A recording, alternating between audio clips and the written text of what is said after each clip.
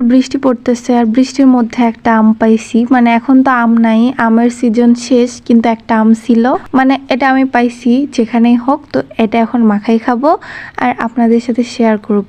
তো ফার্স্টে আমি আমগুলো একদম কুচি কুচি করে কেটে নিছি। তো এটা মাখানোর জন্য এরকম করে কাটলে না খেতে অনেক বেশি ভালো লাগে। আর আম মাখানোর জন্য একটা শুকনো মরিচ নিছি, মরিচটা পোড়ায় নিছি আর এটা দিয়ে মাখাবো।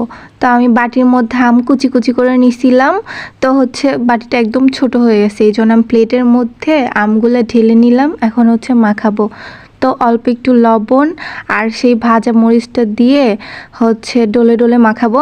মানে আমি বেশি কিছু দিব না, শুধু শুকনো মরিচ আর লবণ এইটুকুই, আর বেশি কিছু দিব না। এইটুকু দিয়েই মাখালে অনেক বেশি টেস্ট হবে। মানে আমার তো কাঁচা আম এমনি খেতেই ভালো লাগে, তো ভাবলাম যে একটা ভিডিও বানাই, আমটা মাখাই খাই আর একটা ভিডিও বানাই আর আপনাদের সাথে শেয়ার করি, এই জন্য আর কি মাখানো।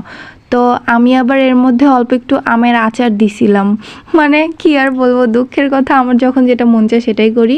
তো আম মাখাচ্ছি, অল্প একটু আমের আচার দিছিলাম ওর মধ্যে, বেশি না, অল্প একটু, দেখলেনি তো কতটুকু দিছি। তো দিয়ে আর কিছু দেই নাই। ও সরি, অল্প একটু চিনি দিছিলাম, মানে 1 চিমটার মতো, যেন টক ঝাল মিষ্টি সব কিছুই লাগে, এই জন্য অল্প একটু চিনি দিছি, বেশি না। সব কিছু দিয়ে সুন্দর করে ডলে ডলে মাখাইছি আর এত বেশি টেস্ট হয়েছিল কি বলবো। আমার তো এখন আবার খেতে ইচ্ছা করতেছে, সত্যি অনেক বেশি টেস্টি হয়েছিল।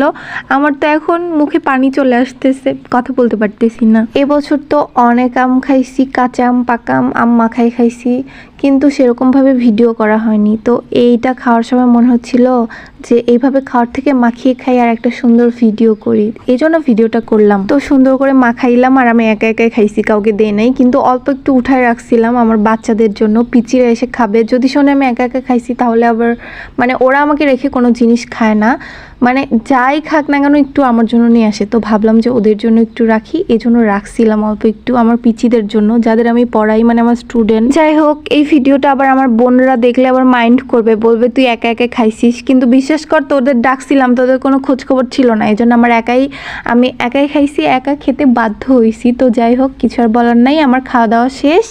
এখন হচ্ছে যেটুকু আমার পিচিদের জন্য রাখছিলাম, তো ওরা খাইছে, একজন খেয়ে আরেকজনকে দিয়েছে, আর একজনের অবস্থা দেখেন, মানে বাটি সহ খেয়ে ফেলতেছে, কি যে একটা অবস্থা।